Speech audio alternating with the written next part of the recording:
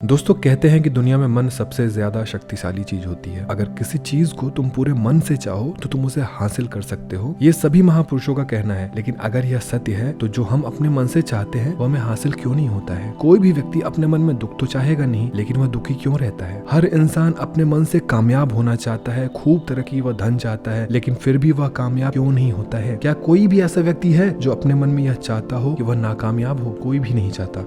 अब इससे दो चीजें सामने निकल कर आती हैं, या तो वो महापुरुष गलत थे जिन्होंने यह बात बोली है कि मन से चाही हुई चीज हासिल हो जाती है, या फिर हम गलत हैं। आज मैं आपको जो बताने वाला हूँ उसमें आपको एक ऐसा मंत्र मिलेगा, उसे समझने के बाद आप यह समझ पाएंगे कि अपने मन से कोई भी चीज कैसे करवाई जाती है, मन में किसी भी बात का बीज कैसे बोया जाता है। आइए जानते हैं इस वीडियो में। एक बार की बात है, एक आदमी के जीवन में दुख ही दुख था। उस बेचारे का कोई भी काम पूरा नहीं होता था। घर में भी पूरी तरीके से कलेश बना रहता था। किसी से मदद मांगने पर भी उसे कोई उसकी मदद नहीं करता था। ऐसा था कि मानो उस व्यक्ति पर चारों तरफ से दुखों का पहाड़ टूट पड़ा हो। उसे समझ नहीं आ रहा था कि वो इन दुखों से कैसे पार पा सकता है। वह दिन रात इसी सोच में रहता था कि इन दुखों से छुटकारा मिले तो कैसे मिले। इसी सोच के कारण वो सो भी नहीं पाता था। कभी कभी उसके मन में आत्महत्या करने का ख्याल भी आता था, लेकिन अपने परिवार को देखकर वह यह कदम नहीं उठा पा रहा था। वह इतना दुखी हो गया था कि उसने निर्णय किया कि वह इन दुखों से छुटकारा पाकर ही रहेगा, और इसके लिए उसे कुछ भी करना पड़े वो करेगा। ऐसे ही एक दिन उसने अपने मित्र से पूछा कि मैं अपने जीवन को कैसे सुधारूं। उसके मित्र ने उसे बताया कि तुम किसी बाबा के पास जाओ। बाबाओं के पास ऐसे मंत्र होते हैं जिससे तुम्हारे सारे दुख मिट जाएंगे, जीवन खुशियों से भर जाएगा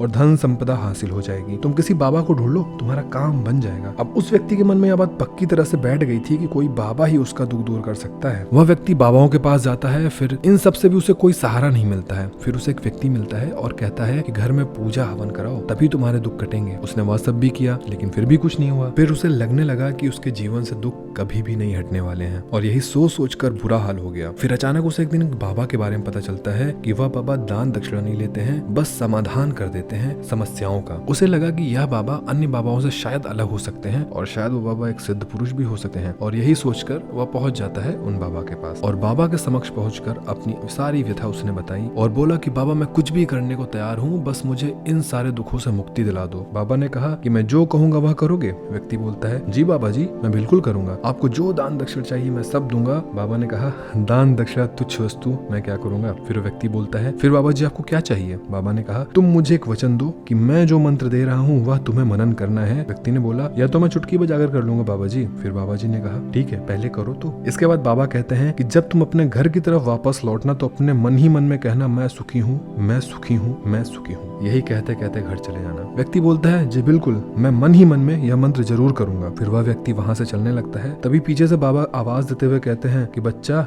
यह मंत्र करते हुए जाना है, और इस मंत्र को जपते हुए तुम्हारे मन में बंदर का ख्याल नहीं आना चाहिए। वह व्यक्ति बोलता है मुझे तो आज तक बंदर का विचार नहीं आया, तो अब क्यों आएगा? इसके बाद आगे बढ़ते हुए व्यक्ति बोलता है बाबा बस यही मंत्र दोहराऊंगा मन में, बिना बंदर का विचार किया। और वह व्यक्ति चल पड़ता है अपने मन में यही मंत्र कहते हुए कि मैं सुखी हूँ, मैं सुखी हूँ, मैं सुखी हूँ। वह व्यक्ति आगे बढ़ता रहता है। तभी अचानक से उसे बंदर का विचार आता है। फिर वह सोचने लगा यार आज तक तो मुझे बंदर का विचार कभी नहीं आया, ये आज मुझे बंदर का विचार कैसे आ रहा है? यही सब सोचने लगा, और जो मंत्र बाबा ने उसे दिया था वह भूलकर बस वह बंदर के बारे में सोचने लगा। फिर कुछ देर बाद वह अपने मन को शांत कर पुनः उस मंत्र को दोहराने लगता है मैं सुखी हूँ, मैं सुखी हूँ, मैं सुखी हूँ। फिर उससे कुछ दूर पर बंदर दिखाई देते हैं। ऐसे बहुत देर तक चलता रहता है। वह बंदर के बारे में ज्यादा विचार करने लगा और मंत्र को भूलता गया, तथा घर पहुंचते ही अपनी पत्नी को कहता है हे बंदरिया, बंदर के लिए खाना परोस दे। वह बोलकर समझ पाता है कि अब तो भूल हो गई है। वह अपने आप को ऐसा देखकर बहुत झल्लाता है तथा सोचने लगता है कि बंदर का विचार मुझे क्यों इतना ज्यादा आ रहा है। वह कुछ भी नहीं समझ पाता है, और सुबह होते ही वह फिर से बाबा के पास भागते हुए पहुंचता है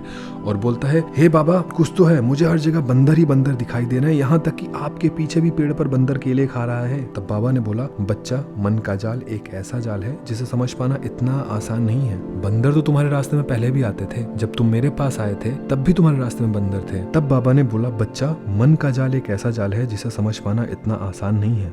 बंदर तो तुम्हारे रास्ते में पहले भी आते थे, और जब तुम मेरे पास आए थे तब भी ये बंदर उन्हीं पेड़ों पर घूम रहे थे, लेकिन तब तुम्हारे ध्यान में बंदर नहीं था, तब तुम्हारे ध्यान में सिर्फ तुम्हारे अपने दुख थे। इसके बाद बाबा ने उस व्यक्ति को बताया कि बच्चा हम जिस चीज से दूर भागना चाहते हैं वही चीज हमारे मन में प्रविष्ट हो जाती है, और वह हमारे अंतर मन में समा जाती है। असल में हम जिस चीज से छुटकारा पाना चाहते हैं उससे छुटकारा इसीलिए पाना चाहते हैं कि वह हमारे साथ बहुत गहरे से जुड़ी हुई है, और हम उससे ही जितना छुटकारा पाना चाहते हैं वह उतनी ही गहराई से हमारी मन में बैठती चली जाती है, और आखिरकार वह हमारे अंतर्मन में छा जाती है। ऊपर से तो हम चाहते हैं कि सुखी होना, हमारे होठ बोलते रहते हैं कि सुखी हो, हम सुखी हैं, लेकिन मन में दुख समाया होता है ना। हमारे मन में, विचारों में दुख ही दुख दिखाई देता है, और इसीलिए अपनी जुबान से यह बार बार बोलने से कि मैं सुखी हूँ, हम सुखी नहीं हो पाते हैं। जब तक यह मंत्र हमारे अंतर मन में प्रविष्ट नहीं होगा तब तक हम सुखी होंगे ही नहीं। और उस व्यक्ति ने बाबा से पूछा कि बाबा, हम इस विचार को अपने अंतर मन में प्रविष्ट कैसे करेंगे? बाबा ने कहा, बच्चा, अपने दुखों से लड़ना बंद कर दे। जब तक अपने दुखों को दूर करने की सोचते रहोगे तब तक वह तुम्हारे अंतर मन में अपना राज जमाए बैठे रहेगा। और जिस दिन तुमने अपने दुखों के बारे में सोचना ही छोड़ दिया ना, ठीक उसी दिन अपने दुखों से छुटकारा पा लोगे